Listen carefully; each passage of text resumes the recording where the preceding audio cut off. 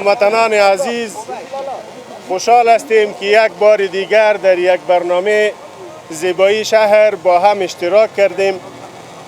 امروز الحمدلله که شاروالی کابل یک بار دیگر توانست دلهای مردم خود را به دست بیارند.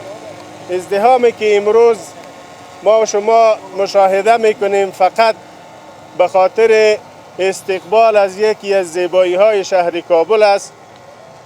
این زیبایی که یکی از آبدات تاریخی کشور ما در ولایت غزنی به نام منار تاریخی بهرامشاه است و الحمدلله که شاروالی کابل قسم وعده کرده بود که زیبایی های شهر کابل را استفاده از آبدات تاریخی میکنه. امروز الحمدلله که ما به همشهریان عزیز کابل ثابت ساختیم که بله ما توانستیم یکی از نمونه های تاریخی کشور ما را امروز بر روی رسانه ها باز بکنیم و همشهریان عزیز کابل ما خرسند شوند و استقبال بکنند. این منار تاریخی بهرامشاه که به بلندی 13 متر 8 ضلع جور شده، تقریبا مبلغ 5 میلیون افغانی مصارف صورت گرفته که ما در این راستا تشکر میکنیم از کمپانی مخابراتی افغان بیسیم که واقعا این را ثابت ساخت که یک کمپانی افغانی است و در کنار امارت اسلامی در برنامه های بزرگ بخصوص در کنار شاروالی کابل استاد هستند و در زیبایی های شهر کابل سهیم هستند که ما از اینا قلبا تشکر و سپاسگزاری میکنیم. وعده های دیگری نیز صورت گرفته از طرف کمپانی محترم افغان بیسیم تا بتوانیم منارهای دیگه تاریخی را به سطح شهر کابل اعمار بکنیم.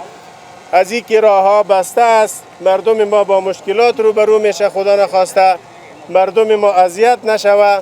از این زیادتر وقتتان نمیگیریم و قطع نوار قطع میشه توسط جناب معین صاحب شاروالی کابل و دیگر بزرگانی که در این مراسم با ما اشتراک دارند. السلام علیکم و رحمت الله و برکاته. تقریبا به تعداد 25 چهارراهی به سطح شهر کابل اعمار شده که مصارفش مختلف است. نمیتونیم از تمامش به شما معلومات ارائه بکنیم، اما مصارف مختلف صورت گرفته در چهارراهی‌های مختلف شهر کابل. برخیز بیا تا که به این ملک دعا کنیم، زنجیر بشکنیم و آزادی صدا کنیم. گرچه صدایم به گوش ظلم نمی رسد، بیا که ما و تو مهر و محبت روا کنیم. کشور ز دست جهل و فریب تکه پاره شد، بیا که ما و تو مکتب بنا کنیم.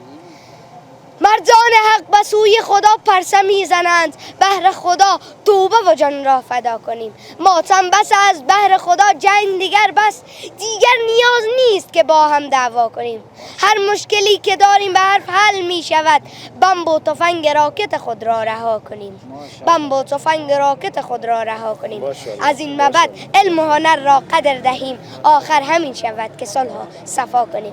دوستای عزیز، ما در پهلوی رئیس کلتوری شاروالی هستیم. دوستای عزیز، واقعا ما به اینا افتخار میکنیم که چنین زحماتی برای وطن خود میکشند. واقعا ما به شما افتخار میکنیم که چنین چهارراهی را افتتاح کردیم. ما سر شما افتخار میکنیم با همین کارهای بزرگ مردم خوشحال میسازین. شما چقدر مهربان هستین. کاش که همه طور دیگه مردم خوشحال ساخته برین که امیدشان به زندگی بیشتر شود. حتما انشاءالله ما در خدمت هستیم و تشکر از احساس خوبی شما هم میکنیم و امیدوار هستیم که آینده خوبی داشته باشین. بخیر یکی از جوانای با استعداد کشور ما باشین. از طرف معین صاحب بخشتانین یک هدیه هم داده شد. سلامت باشین، بخیر باشین.